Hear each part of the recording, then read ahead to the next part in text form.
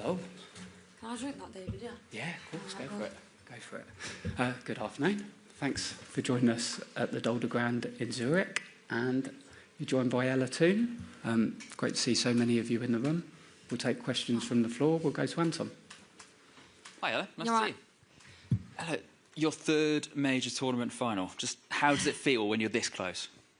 Oh, yeah, it's mad. I've not actually thought about that.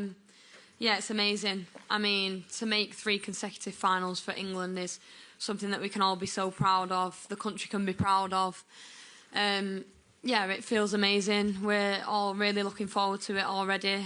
As soon as one game finishes, we're already looking to the next. But yeah, for me, I'm really excited. I want to go out onto the pitch and give everything for England and for the team and for the fans watching. And yeah, hopefully we can put on a good performance. When England have done well at major tournaments previously, there's always been drama. But have you ever known anything like what you have been through over the last few weeks? It's mad, yeah. I mean, I'm not all for the drama, but we've definitely made it dramatic this tournament. And yeah, sometimes football's not always the way you want it to be. And it would be lovely to win in 90 minutes. But, you know, teams who we're playing against have been really tough. And yeah, we've fought right until the very end, even when it's gone to penalties, even when it's gone 120 minutes. We've never given up. And yeah, we like to add that little bit of drama. I know that the fans at home, we probably give them a heart attack, and everyone in the stadium. But yeah, you can see the fight from the team that no matter what, we want to get the win, whatever game we play in. One of the most intriguing battles going into this game, I suppose, is the midfield, right? Because you've got Patry and Putellas and Bonmati on one side, and then yourself and Georgia and Kira on the other. Is that a real indication of where the game could be won? Yeah, I mean, I think in football, sometimes games are won and lost in the midfield. We know that we have to be on our game. We have so much respect for all 3 of them players, world-class players, who, yeah, are very talented and they are tough to play against, but we know what we're capable of.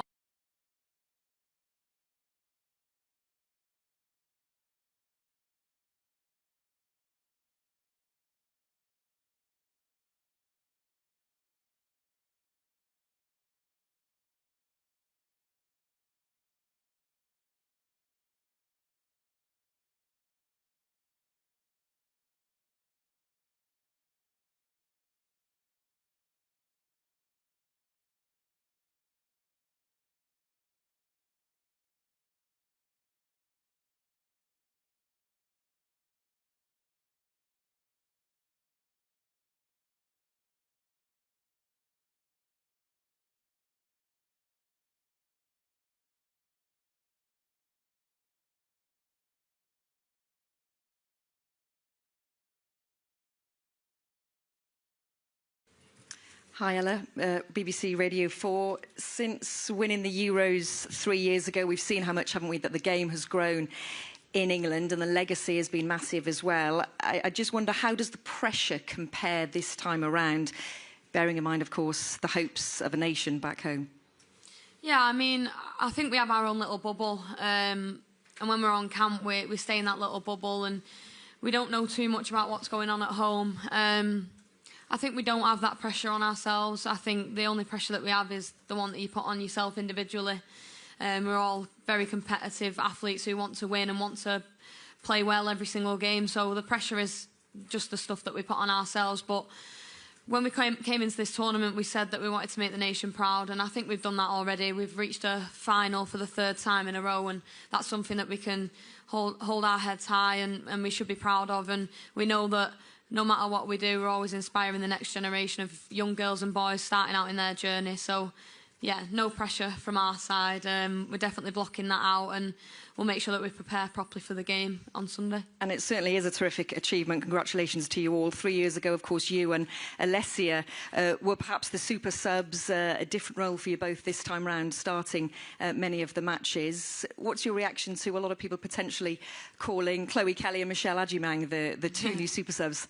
Oh, well, it's nice, yeah. I mean, it's nice for anyone to get on the pitch and make a real impact and a positive impact. And I know looking back at 2022, that was mine and Alessia's job to come on to the pitch and make an impact. And, yeah, that's what we managed to do. And this time round, our roles have changed and we've made sure that we give 100% in the role that has been asked of us. And it's nice for us to, do all the hard work and the girls to come on and get the goal and get it over the edge. But, it's a squad game and you need everyone. And yeah, we've had really positive impacts from players coming off the bench, but also the girls who have started the game have give absolutely everything and worked the socks off until they couldn't run anymore. So yeah, I mean, we've got a very good squad and we've got players who can really come on and change games. So yeah, it's exciting. Thanks. Rob? Hi, good luck for Sunday. Thank you. Is there something as a squad that you're doing that gives you this fighting spirit to never give up, to have the resolve to produce a comeback, something you say to each other in those moments of adversity? I think we've spoke about it quite a lot this camp, proper English performance. I think we have it in us all individually and as a team that we want to fight, we want to, not stop running. And you've seen that in games where sometimes you might feel like we're down and out and it's 90 odd minutes and then someone comes on and we have one moment and we take that moment. And that's what it's all about. It's the squad depth, it's players having that belief that they can come on and really change the game. But yeah, I think it's all in us individually that we're competitive and we want to win and we know what it takes to win in tournaments. And yeah, that's what we managed to do and that's what's got us to a third consecutive final. And it's 3 consecutive finals with Serena. How have you seen her change over the years? How does she keep it fresh? How does she inspire you? Are there sort of memories or moments, particularly in this camp, you think that was something she said that was particularly inspirational? I mean, I think we've nearly killed her twice this tournament. She said we've definitely aged her. But no, I think that's 5 consecutive tournaments for Serena being in a final, and that's just unbelievable. We know we're in good hands. We know she's a manager who can take teams right to the final. And yeah, I mean, she's done a few good speeches, to be fair, this camp. I'll give it to her. We've been talking about it. But yeah, she's a great manager. She's someone who we all have a lot of belief in. And yeah, we know we're in good hands. And, when we go out onto the pitch, we fight for each other, but we fight for her and the staff too, and all the fans watching as well. But yeah, I mean, unbelievable achievement for Serena and for the team too. Thanks. Thanks, Rob. If we can keep it to a question each from here on in, we'll go to Tom at Daily Mirror. It's well distracting, all that tapping, isn't it, David? Keep getting confused in my head. Hi, Ella. Good luck for Sunday. Thank you. If we do what we're going for, if we get our back-to-back wins, should we get bank holiday in honour of it? I've just been briefed about that. I mean, I'm not looking too far ahead, I mean, that would be great for everyone back at home, I guess, and it's been nice that the pubs have been open till 1, I've heard. But yeah, I mean, our focus is just winning the game, and whatever happens after that, then great. Thank you. Thanks, Tom. We'll go to Kit at the Times. Thank you.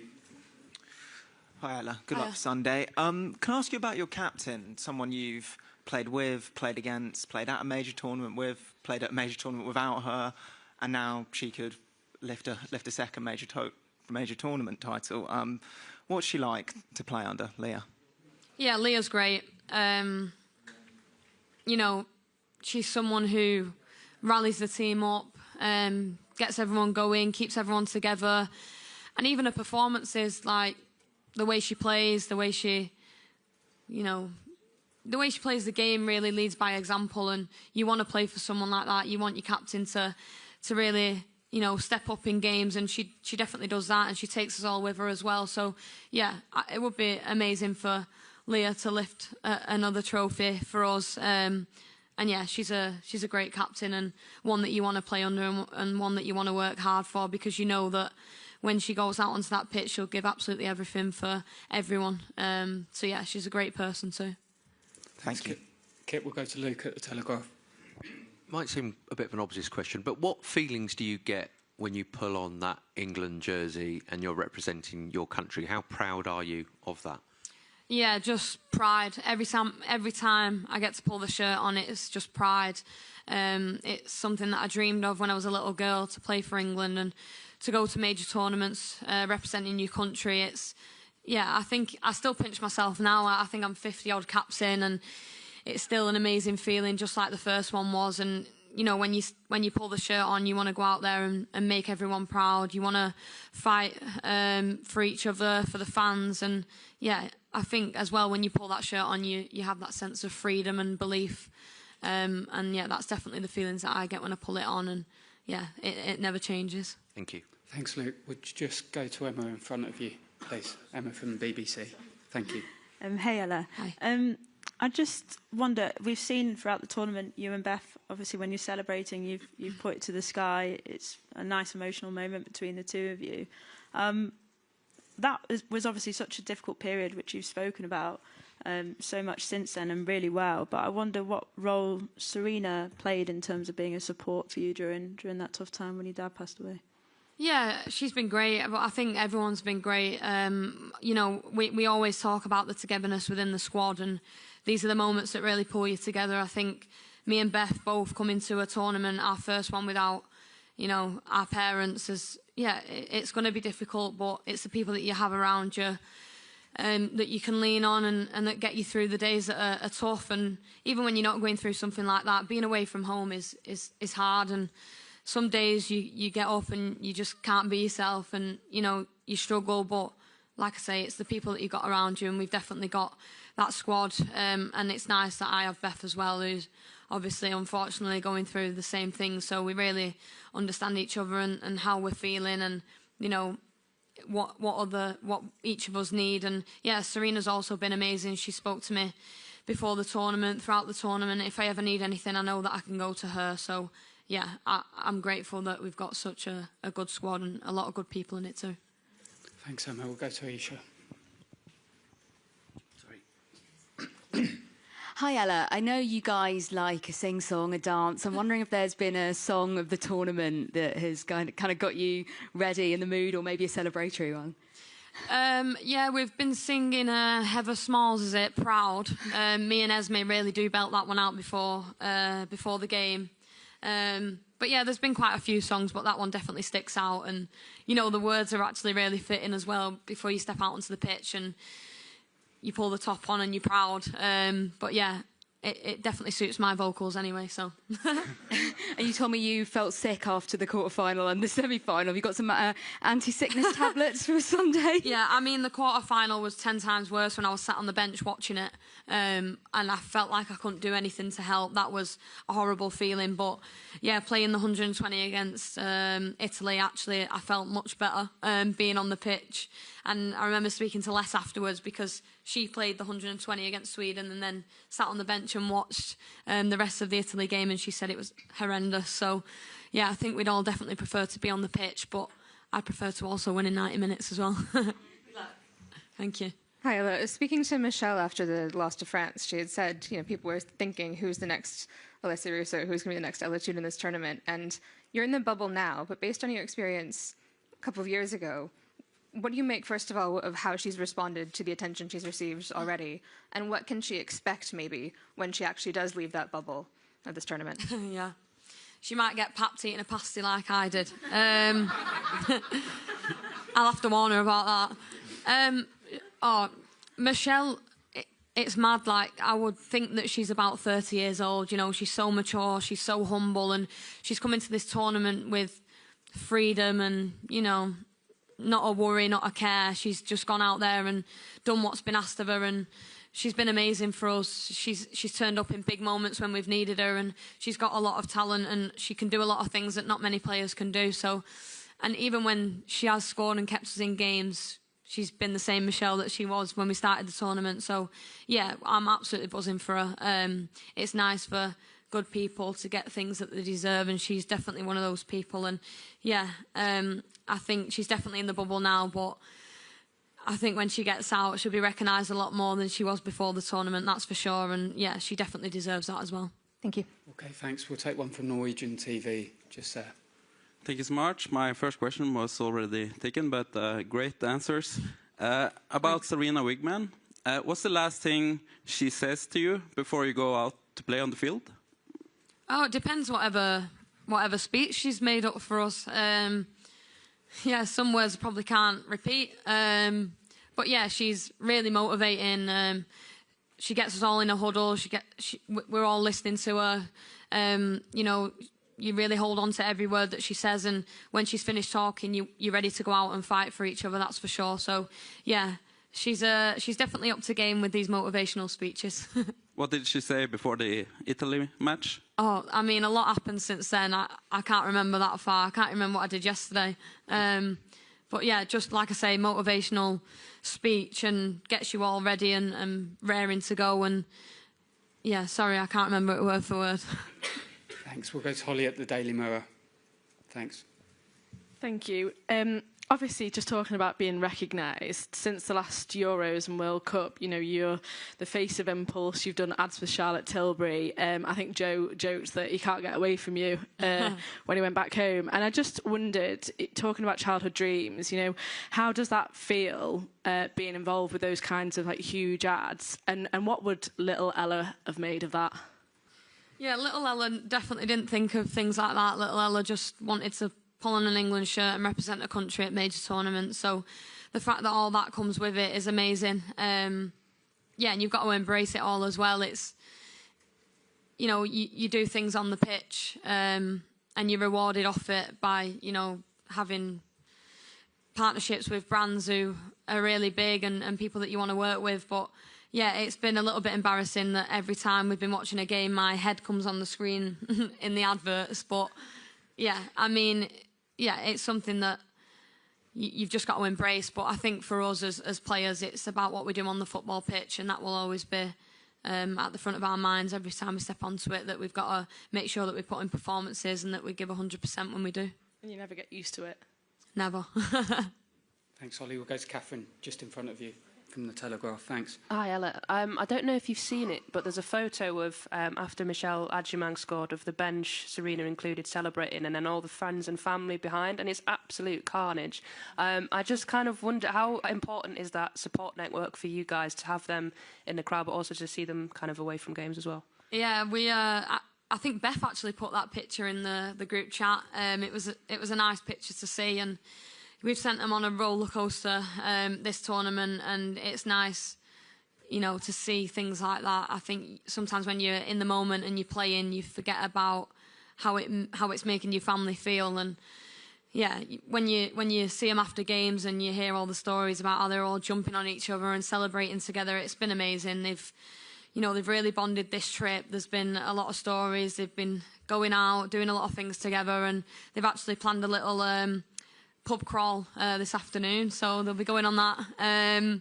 But yeah, it's amazing, and it's so nice to have them here. And when you get an afternoon off and you can go and see them, it lets you switch off. Because like I say, it is difficult being away from home and being away from your people. But when they're here and you get that chance to go and, you know, sit with them and just have a little drink and just chill out, yeah, it really reminds you of why you're here and who you're here for and why you do what you do. So yeah, hopefully we can, you know, kick on in this last game and make it a tournament that they can remember too. Thanks, Catherine. We'll go to Adrian at TalkSport. Thanks. Hi, Ella. I don't know if you know, but you make a brief appearance in It's All Over, the Netflix documentary about what happened to the Spain women's team that won the World Cup. Bonmati has said that they couldn't celebrate properly after that because of what happened. Do you think that that gives them that little bit of extra motivation? And what are your reflections on what happened there? Yeah, I mean, it was a difficult period for the Spanish players, and I think for what they did in the World Cup, for then that to be the main talking point was, yeah, I think it was really tough for them and something that they shouldn't have had to go through. And they should have celebrated what was an amazing tournament for them. And yeah, I mean, the respect that we have for Spain, we've reached them now in, well, since I've been here, 2 finals. So I think, yeah, I mean, both of us want to win, obviously. They have their reasons, we have ours, and I think it's going to be a really tough game. And yeah, you don't know what to expect.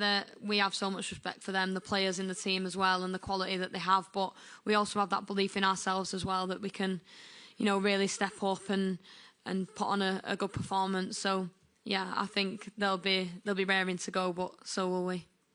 Thanks. We'll just go to Theo next year. Thanks. Hi, Ella. Hi. I wanted to talk about your sort of role in the dynamic of the squad and in the bubble. You seem like such a joyful person with, you know, such a wonderful personality, and I wonder what brings you joy and how do you feel like that role comes across in the squad, in the bubble, to kind of be someone that can bring joy? Yeah, I mean, since we've lost Jill, I think someone had to step up. And I think it fell a bit on my shoulders. But no, I love having a laugh. I love having a bit of banter with people and, you know, getting people involved. And yeah, I feel at my best when I'm making people laugh, and that's why I'm best mates with Alessia, because no matter what I say, I know that she'll laugh. So she makes me feel better. But no, I try not to take everything too serious.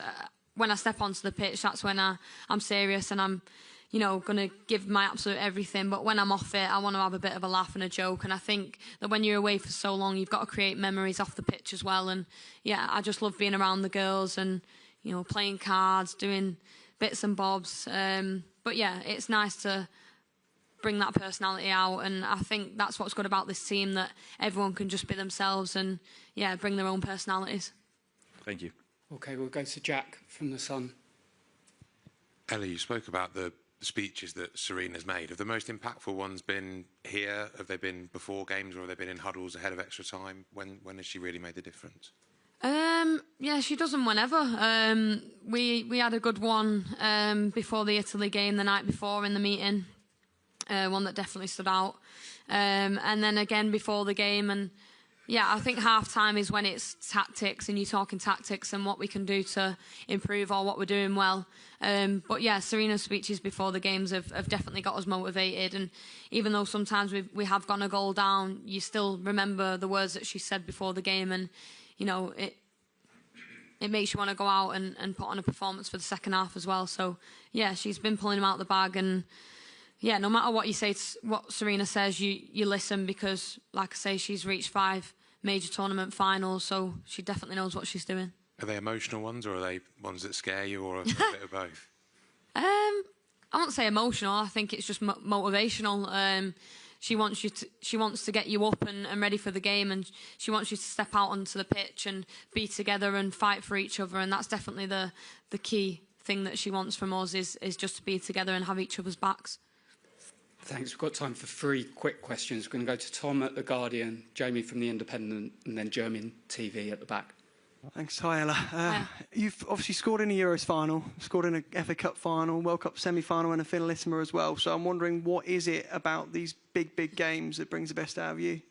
Yeah, it's not bad, that, is it? I don't know. I just feel like I prepare properly for every game. And I've had chances in finals to put the ball in the back of the net, and that's what I've done. But I try not to think too much about that or put any pressure on it. I just go out there and, you know, do what I can for the team and give my absolute everything. And if a chance falls to me, then hopefully I can put it in the back of the net. And yeah, but for me, it's just about doing my job on and off the ball, making things happen, creating chances for other people. And yeah, hopefully there's a chance that I can put in the back of the net like I have done in previous finals. Thanks. We'll go to Patrick from German TV. Thanks. And we'll finish with you, Jamie. Thank you so much. Hi. Hiya. And hi, David. Alexander Chererin was here just for the opening game, and we'll come to the final. Do you appreciate enough as a player? And second, what do you think about the tournament in January? Sorry, can you repeat that? Chererin, the president of the football association. Sorry, yeah. I think for us as players, we're just focused on the game. We know that our families are in the crowd, and that's who really matters to us. We know that we have the bench and the whole squad, staff included, that when we step out onto the pitch, we're fighting for and we're running our socks off for. And yeah, I think we don't focus on much else apart from that. It's about going onto the pitch, giving absolutely everything. And yeah, I think the people in the crowd, the fans, our families, our friends, they're the important ones for us.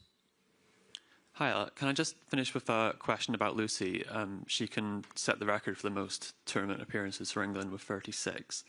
What does that say about her, and what is she like in the kind of final days before a game like this? She's amazing.